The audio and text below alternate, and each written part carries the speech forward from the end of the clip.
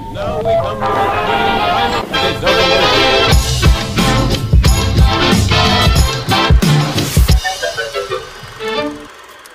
Hello mga kumari, welcome back again to my channel. Ngayon ay gagawa na naman tayo ng isang kakanin na recipe. Let's start mga kamamsi, samahan nyo akong gumawa ng ubi tikoy roll.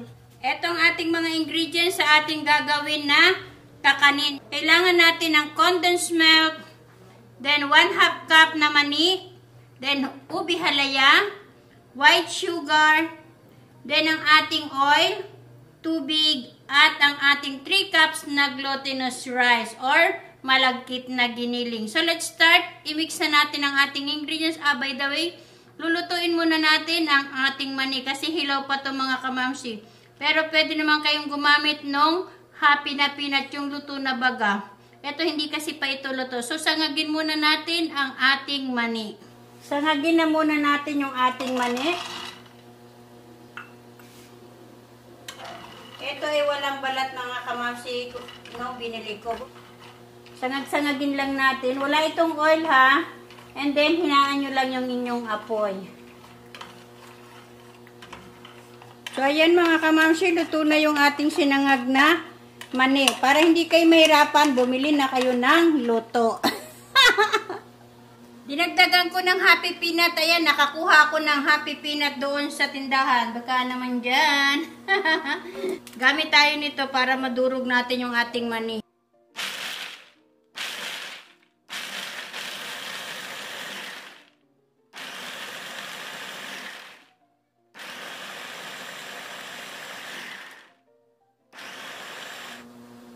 So, okay na yan.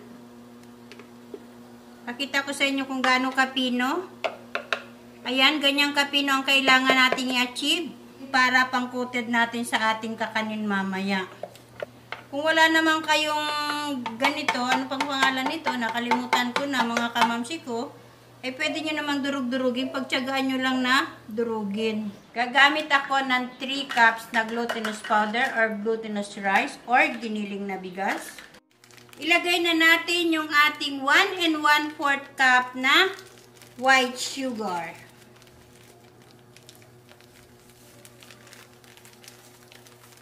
Yung ating ubi halaya ay ginawa ko yan mga kamamsi. Isusulat ko na lang sa description box yung ingredients niya. Hindi ko na naipakita sa inyo kasi nga nagmamadali na akong gumawa ng ubi halaya. Pagkalagay natin ng 1 1/4 cup or 1/4 kilo na white sugar, paghahalo-haluin muna natin ito. And then, pagkahalo-halo natin ang dalawang ingredients, lalagyan natin siya ng tubig na 2 cups.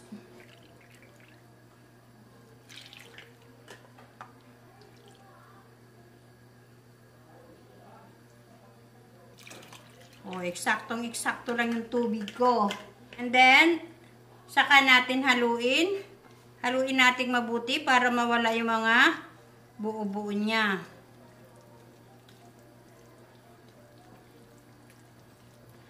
And habang hinahalo natin, ilalagay na rin natin yung ating 1 cup na condensed milk. Kahit anong brand ng condensed milk ay pwede nyo pong gamitin. Ang ginamit ko po ay Cowbell.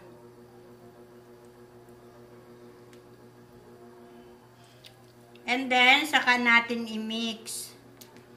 Mix nyo mabuti para hindi magbuo-buo. At masigurado na napagsama-sama natin lahat yung ating ingredients.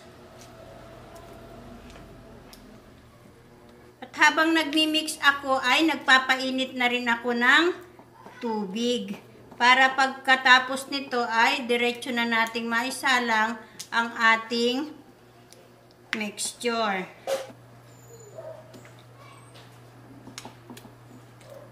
So, napagsama-sama na natin yung ating mixture. Ay, napagsama-sama na natin. Napagsama-sama ko na yung ating mga ingredients. So, iset aside natin ito at kukunin natin yung ating paglalagayan, yung ating paghuhulmahan. Ayan, ganyan ang hinahanap natin na consistency ng ating lulutuin na kakanin. Gamit tayo ng dahon. Then, ilagay natin dito. para madali lang natin tanggalin mamaya. I-grease natin ng oil. Mas madali kasing tanggalin kapag nag-grease nyo ng oil and then nilagyan nyo ng dahon. Pag hindi nyo nilagyan ng dahon, mahihirapan kayong tanggalin. Kaya kailangan lalagyan nyo siya ng dahon. So, ilagay na natin yung ating mixture kasi kumukulo na rin yung ating mainit na tubig. Nagsalang na ako ng isang salangan kanina. Pinanipisan ko nga lang yun. Ito, ilulutuin ko na to ng diretsohan na para isang salangan lang natin. And then, pagkalagay natin ang ating mixture, itak-tak natin siya. Ganyanin natin para makinis mamaya ang outcome kapag luto na yung ating mixture. Kailangan mainit na yung inyong tubig bago nyo ilagay ang inyong mixture.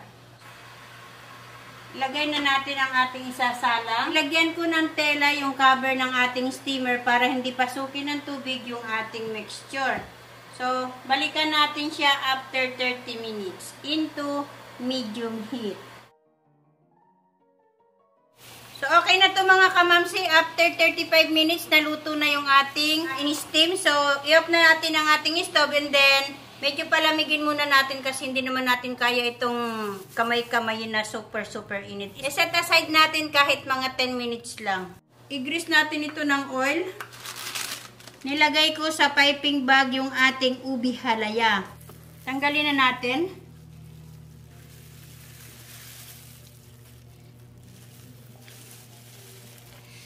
Flatten nyo lang, mamaya nyo na i-roll. Medyo palamigin ko muna ito ha, pero i-flatten nyo na muna para ready na mamaya.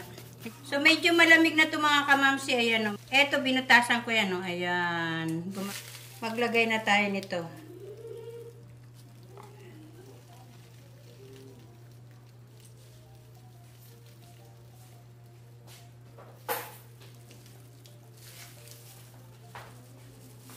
So, ayan, nalagyan na natin ng ubi halaya.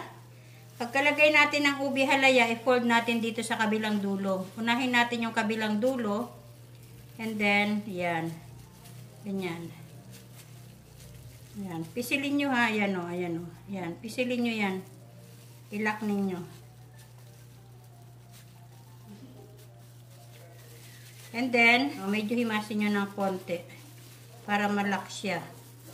And then, itong spatula, lagyan nyo ng oil. Ayan, i-cut nyo. Spatula ang gamitin nyo para hindi dumikit.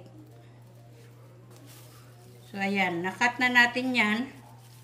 Pagka-cut natin yan, i-roll nyo, ganyan o. Para malak siya mabuti. Ayan o. At para makinis yung pinagdugtungan. Ayan, ganyan ninyo lang o. Ayan. So, ayan siya. And then, tanggalin niya yung pinakadulo niyan. Kasi walang laman yan. Tingnan nyo, nakita nyo, konting laman. Yan. Pagkaputol niya yan, 4 na putol yan. Hatiin nyo sa gitna. And then, hatiin nyo sa dito. Depende na sa inyo kung gaano kahaba o gaano ka rami ang naputol ang gusto ninyo sa inyong iniroll. So, eto na siya. Saka natin siya i-coated sa ating mani. Ayan. Huwag niyong pagdidikitin na kasi didikit yan. Hanggat wala pang mani. Ayan o. And then, i-coated niyo sa mani. Ayan. So, ayan na siya. Ayan. Coated niyo lang. Pag na-coated niyo niya, pwede niyo na yan pagdikit-dikitin kasi hindi na yan didikit kasi na-coated na natin eh. Ipagpapatuloy ko lang ito and then babalikan ko kayo.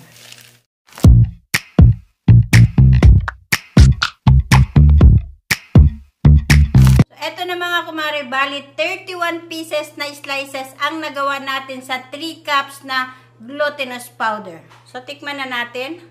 Ang ganda o, ang ligat to. Ayan o, ang ligat. Ang ganda niya, ang ligat. Tama-tama lang yung tamis niya. Ang ligat niya mga kamamsi, super. Dumidikit sa pistito. Sana magustuhan nyo ang recipe kong ito. If you like this video, give me a thumbs up, subscribe to my channel, and tap the bell for more updates. Thank you po sa suporta nyo sa aking mga channel.